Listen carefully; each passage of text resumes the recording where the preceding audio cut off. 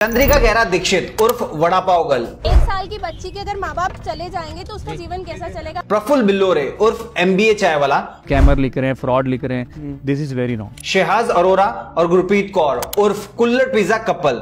रुस जाइदा है फिर जो एक दूसरे को मनाईदा है तो प्यार ज्यादा बढ़ जाता है। आपको पता है इन सबके बीच में कॉमन क्या है? इनका गलत तरीके से सोशल मीडिया पे फेमस होना। देखो इसे एक एग्जांपल के जरिए समझते हैं। कुल्लड़ पिज्जा कपल का एक प्राइवेट वीडियो वायरल हुआ और पूरे देश भर के लोग और इन्फ्लुएंसर उन्हें सपोर्ट करने लगे। पर जरा सोचो, अगर उस वीडियो को खुद उस कपल ने वायरल किया होगा तो। इवन हम एल्विस भाई की बात करें तो उनके पापा ने खुद एल्विस की पोल खोली कि जो भी वो लग्जरी कार सोशल मीडिया पे अपने फैंस को दिखाता है वो सब दिखावा है। ये गाड़ी एक तो फॉर्च्यूनर है, वो किस्तों पे है। अब दोस्तों की आपकी गाड़ी है, वो नई वीडियो में लेनी है नई गाड़ियां। और आपको क्या लगता है पुनीत सुपरस्टार जो एक टाइम पे इंस्टाग्राम और यूट्यूब की शान था, वो अचानक गायब कहाँ हो गया? अदरक वाली चाय मांगते हैं बड़े बड़े कोठी बंगले वाले रिश्तेदारों के सामने ताकि उनको ये लगे कि ये कोई कोठी बंगले वाला है। सो आज की वीडियो में हम इन्हीं सब सोशल मीडिया स्टार्स की डार्क रियलिटी के बारे में बात करेंगे और जानेंगे ये लोग व्यूज के लिए किस हद तक जाते हैं। तो चलिए दोस्तों शुरू करते हैं। सबसे पहला MBA चाय वाला, जिसकी कहानी ने लोगों को रुलाया, उन्हें इंस्पायर किया और आज उसी को लोग मारने की बात कर रहे हैं। उसके ऊपर 28 से ज्यादा केसेस दर्ज हैं और पुलिस उसकी तलाश कर रही है। वादा किया हमें जो 22 सेल दी थी वो करीब 10 से 15 हजार रुपए की दी थी पर डे की। प्रफुल्ल भाई ना किसी का फोन उठा रहे हैं। MBA चाय वाला AKA प्रफुल्ल बिल्लोरे, एक मिडिल क्लास परिवार का लड़का जिसे MBA करना था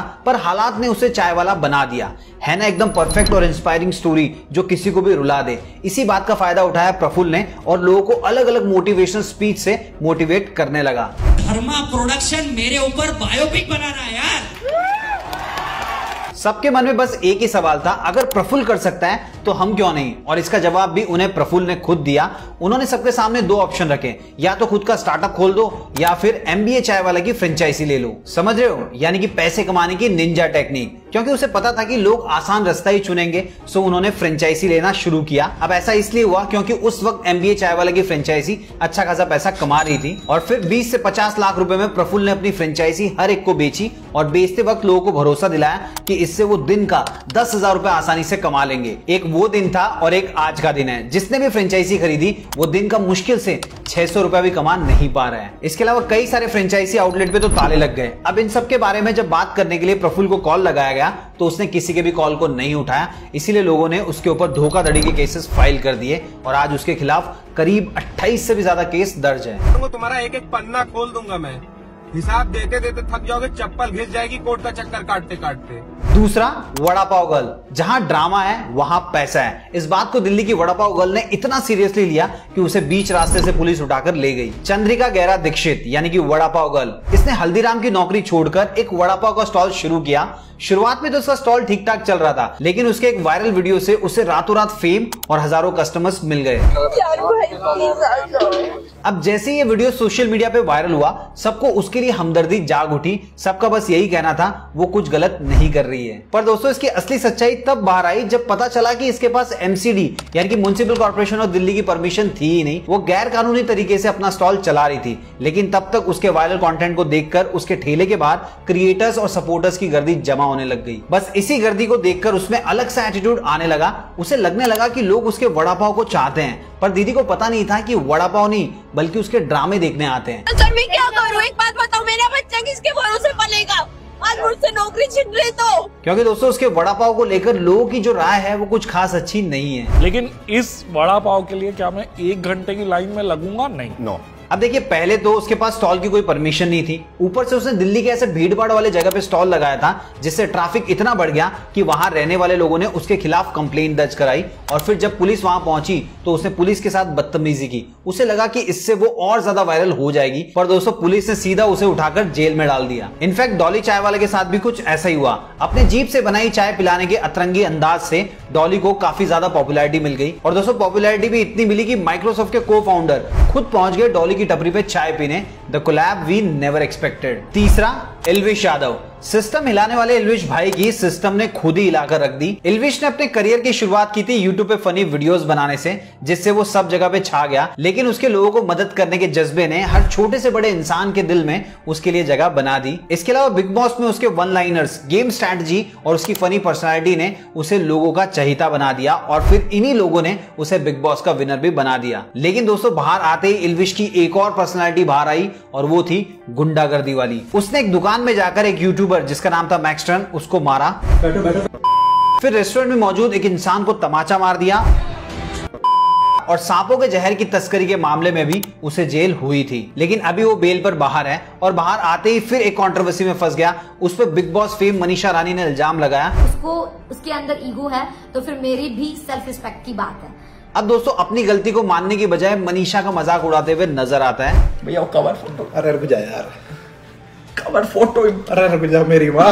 पर दोस्तों सवाल यह है कि क्या सच में इल्विश की लग्जरी लाइफ रियल है? क्योंकि रिसेंटली उसके पिता ने यह क्लेम किया कि इल्विश ने ये जो लग्जरी कार और दुबई में 8 करोड़ का घर और सोशल मीडिया पे लग्जरी लाइफ दिखाई है वो सब कुछ झूठ है। ये गाड़ी एक तो फॉर्च्यूनर है, वो किस्तों पे है। अब दोस्तों की आपकी गाड़ी है, वो नई वीडियो में लेनी है नई गाड़ियां। अब दोस्तों इन सब का रीजन क्या है ये तो इल्विश ही जाने, पर उसकी ऐसी उटपटांग हरकतों की वजह से वो अपने फैंस को नाराज कर रहा है। चौथा, कुल्हड़ पिज्जा कपल। दोस्तों आप मुझे एक बात बताओ, कोई भी क्रिएटर फेमस होने के लिए क्या अपनी प्राइवेट वीडियो वायरल कर सकता है? दोस्तों ये इल्जाम लगाया है यूट्यूबर करण दत्ता ने। देखिए पंजाब के कपल शेहाज अरोरा और गुरप्रीत कौर ने कुल्हड़ और पिज्जा इन दोनों के कॉम्बिनेशन से एक अनोखी डिश बनाई जिसने उन्हें बहुत पॉपुलैरिटी दी। उनके ठेले के सामने कस्टमर्स की लाइन लगने लग गई, उनकी चर्चा दूर दूर तक फैल गई। कुल्हड़ पिज्जा, the definition of हटके। लेकिन दोस्तों इनका ये जो फेम था सिर्फ 4 दिन तक ही रह पाया और कुछ दिन बाद ये फेम फीका होता चला गया। लेकिन फिर अचानक से एक दिन इनका प्राइवेट वीडियो वायरल हुआ और लोग फिर से इनकी चर्चा करने लग गए। अब दोस्तों वीडियो वायरल होते ही पहले इस कपल ने वीडियो उनका है ये मानने से साफ मना कर दिया। सवेर तो साडे नाम तो एक वीडियो वायरल होंदी देख रहे हो, वो वीडियो बिल्कुल पूरी तरह फेक है। देखिए उनका ये कहना था कि ये जो वीडियो है एआई की मदद से बनाया गया है। कने फेस ਤੁਹਾਨੂੰ पता आजकल एआई किसी दे भी फेस ਨੂੰ लगा के किसी भी तरह की वीडियो बन जाती है। लेकिन वो वीडियो देखकर साफ पता चल रहा था कि वो रियल वीडियो था, इसीलिए जनता को लग रहा था कि इन्होंने ही अपनी पब्लिसिटी के लिए इस वीडियो को वायरल किया है। अब जैसे ही उनके पब्लिसिटी स्टंट की खबर बाहर आई उसके कुछ ही दिन बाद उन्होंने एक वीडियो डालते हुए कहा कि वीडियो रियल है पर किसी और ने वीडियो को वायरल किया था। नहीं तो मैं थोड़ी वीडियोस करण दत्ता ਨੂੰ भेज ਦਾਂਗੀ। सबूत के लिए इन्होंने अपने चैट दिखाए जिसमें वीडियो वायरल ना करने के लिए 20,000 रुपए की मांग की गई थी। फिर कुछ दिन बाद जालंधर पुलिस ने इस केस में एक लड़की को गिरफ्तार किया। एक लड़की ਉਹਨੂੰ ਅਸੀਂ ਜਿਹੜਾ ਹੈ ਬੀ ਨਾਮ गिरफ्तार ਕੀਤਾ ਸੀ जो कोई और नहीं बल्कि शेहाज की एक्स एम्प्लॉय थी। उस एक्स एम्प्लॉय ने कबूल किया कि उसने ही इनका वीडियो वायरल किया था क्योंकि शेहाज ने उसे खराब परफॉर्मेंस की वजह से जॉब से निकाल दिया था। लेकिन दोस्तों मुझे अब तक एक बात समझ में नहीं आई कि इस वीडियो को अगर इनके एक्स एम्प्लॉय ने वायरल किया था तो इस कपल ने पहले वीडियो को वायरल करने का इल्जाम करण दत्ता पे क्यों लगाया? तो क्या ये पब्लिसिटी स्टंट था और इस कपल के साथ उनकी एक्स एम्प्लॉय भी मिली हुई थी? अब इस केस में सच क्या है झूठ क्या है ये तो ये कपल ही जाने, पर इन्होंने हमारे लिए एक सीख जरूर छोड़ दी है। कोई भी प्राइवेट वीडियो अपने डिवाइस में रखने या किसी को भी भेजने से पहले 10 बार सोचना चाहिए। ऐसा वीडियो लीक होने में ज्यादा देर नहीं लगती। 5वां, रचना।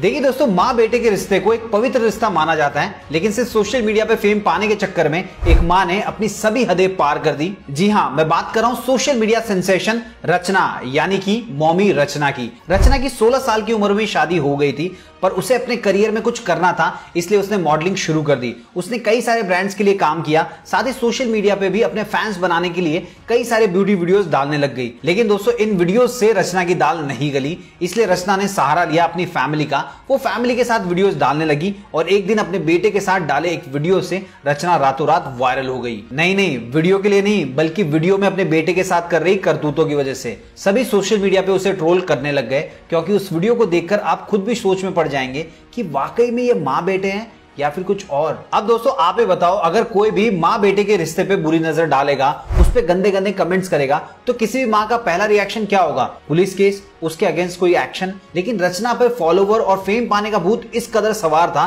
कि उसने एक्शन लेने के बजाय और वीडियोस डालना शुरू किया और उसने हर एक वीडियो के ऊपर लिख दिया मॉम एंड सन। मानो वो चाहती थी कि लोग उस पर कमेंट करें, उसे भला बुरा कहें और वो और ज्यादा वायरल हो जाए। इससे हुआ वही जो वो चाहती थी, उसे लोगों का अटेंशन मिलने लगा और वो धीरे धीरे फेमस होती गई। 6, पुनीत सुपरस्टार। जैसे दिन से पहले रात नहीं होती वैसे ही पुनीत सुपरस्टार के मीम्स के बिना चैट नहीं होती। अच्छा अब दोस्तों इतने सारे मीम कंटेंट से पुनीत को फॉलोवर से प्यार तो मिला, पर फॉलोवर के इसी प्यार की वजह से आज पुनीत एक क्रिमिनल बन गया है। अब कैसे बना तो चलिए मैं आपको बताता हूँ। देखिए, पुनीत सुपरस्टार ने अपने करियर की शुरुआत की थी टिकटॉक के ऊपर लिप सिंक वीडियोस बनाकर, पर उस समय टिकटॉक पर कंपटीशन इतना ज्यादा था कि किसी ने भी उसको घास नहीं डाली। पर पुनीत का मेन फोकस था स्टार बनना, इसलिए वो रुका नहीं, वीडियोस पे वीडियोस डालता गया, सिर्फ इसी उम्मीद में कि एक दिन तो वो फेमस हो जाएगा। और फाइनली वो दिन आ गया। पुनीत का एक वीडियो इतना वायरल हुआ कि रातों रात उसमें मिलियंस व्यूज आ गए।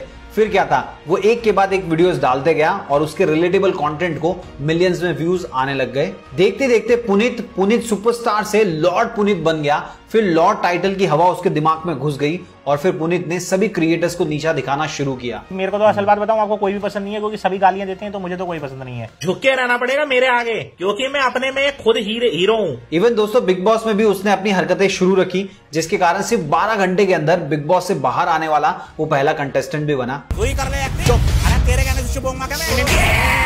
यूजुअली क्या होता है, ऐसे क्रिएटर्स को ऑडियंस बॉयकॉट कर देती है, पर पुनीत के केस में पूरा उल्टा हुआ। उसके फॉलोअर्स का आंकड़ा हजारों से मिलियन पार हो गया। और दोस्तों जहां फेम है वहां थोड़ा घमंड तो आ ही जाएगा, राइट। मेरे को अपनी सेकंड नंबर की रैंक चाहिए, नहीं तो आज मैं जनता को यह अपील करूंगा कि बिग बॉस ओटीटी कोई ना देखे भाई। बस उसके इसी घमंड की वजह से आज उसको कोर्ट के चक्कर लगाने पड़ रहे हैं। देखिए एक्चुअली हुआ क्या, फैजान अंसारी जो कि इंडियन एक्टर है, उन्होंने एक इंटरव्यू में पुनीत को क्रिटिसाइज किया। अगर मेरी ओपिनियन आप लेंगे तो इतना जाहिल गंवार आदमी, पुनीत सुपरस्टार जैसा आदमी मैंने जिंदगी में देखा नहीं है। अब दोस्तों जैसे ये इंटरव्यू बाहर आया, इसके बाद में फैजान को जान से मारने की धमकियां भरे कॉल, मैसेजेस और ईमेल्स आने लग गए। बहुत धमकी, मुझे थ्रेट्स आए हैं और एक्चुअली पुनीत सुपरस्टार का नाम लेके धमकी आ रही थी। अब दोस्तों किसी का कहना ये है कि ये जो धमकियां हैं पुनीत के फैंस दे रहे हैं, पर कई लोगों का कहना ये भी है कि पुनीत ही अपने फैंस से कहकर फैजान को धमकियां भिजवा रहे हैं। दिन ब दिन धमकियां इतनी बढ़ती गई कि फैजान ने पुनीत के खिलाफ एफआईआर दर्ज करवाई और जैसे ही एफआईआर दर्ज हुई उसके बाद से धमकियां अचानक से बंद हो गई। अब दोस्तों आप ही बताओ, आपको क्या लगता है, इसके पीछे का मास्टरमाइंड वाकई में पुनीत था या कोई और? सातवां,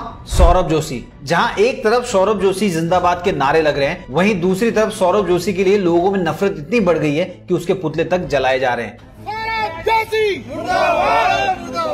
अब ऐसा क्यों हो रहा है, चलिए मैं आपको बताता हूँ। देखिए बाकी व्लॉगर्स की तरफ सौरभ जोशी ने भी लॉकडाउन में घर बैठे बैठे ब्लॉगिंग की शुरुआत की। कम उम्र में ही अपने मिडिल क्लास फैमिली के कंटेंट से वो सबसे बड़ा ब्लॉगर बन गया, पर रिसेंटली उसके एक गलत स्टेटमेंट ने उसके लिए हेट बढ़ा दिया। इतना ही नहीं, बीच सड़क पर उसका पुतला बनाकर उसे जलाया गया। अब देखिए एग्जैक्टली हुआ क्या वो मैं आपको बताता हूँ। देखिए एक वीडियो में सौरभ ने ये बताया कि हल्द्वानी उनकी वजह से जाना जाता है, उत्तराखंड की पहचान सिर्फ उनसे है और उनकी वीडियोस को देखकर ही लोग उत्तराखंड को पहचान रहे हैं। बिकॉज मेरी वीडियोस के थ्रू लोग उत्तराखंड को जान रहे हैं, लोग हल्द्वानी को जान रहे हैं। हल्द्वानी को पहले कोई नहीं जानता था, लेकिन हल्द्वानी को अब हर कोई। बस इसी चीज की वजह से लोग नाराज हो गए और दोस्तों अनसब्सक्राइब सौरभ जोशी इसकी मुहिम भी शुरू की। हम आज ही उनको अनसब्सक्राइब करने वाले हैं, सौरभ जोशी सुन लेना। अब दोस्तों बात यहीं खत्म नहीं होती। सौरभ जोशी अक्सर अपने फैंस के साथ सेल्फी खिंचवाने से मना करता है, उससे कई सारे फैंस इसी चीज के लिए नाराज है। लेकिन दोस्तों ये सौरभ जोशी के कम उम्र में मिलने का सक्सेस का नतीजा है या फिर कुछ और, नीचे कमेंट बॉक्स में लिख के जरूर बताना। तो दोस्तों ये थी सोशल मीडिया स्टार्स की डार्क रियलिटी। ऐसी डार्क रियलिटी हम जिन्हें आइडल मानते हैं उन बॉलीवुड स्टार्स की भी है। अब वो कौन से स्टार्स हैं और आखिर उन्होंने ऐसा क्या गलत काम किया, उसके ऊपर मैंने डिटेल में वीडियो बनाया हुआ है, आपको स्क्रीन पे दिखाई दे रहा होगा, उस पर क्लिक करके आप पूरा वीडियो देख सकते हैं। थैंक्स फॉर वॉचिंग, मिलते हैं अगले वीडियो में फिर एक इंटरेस्टिंग टॉपिक के साथ।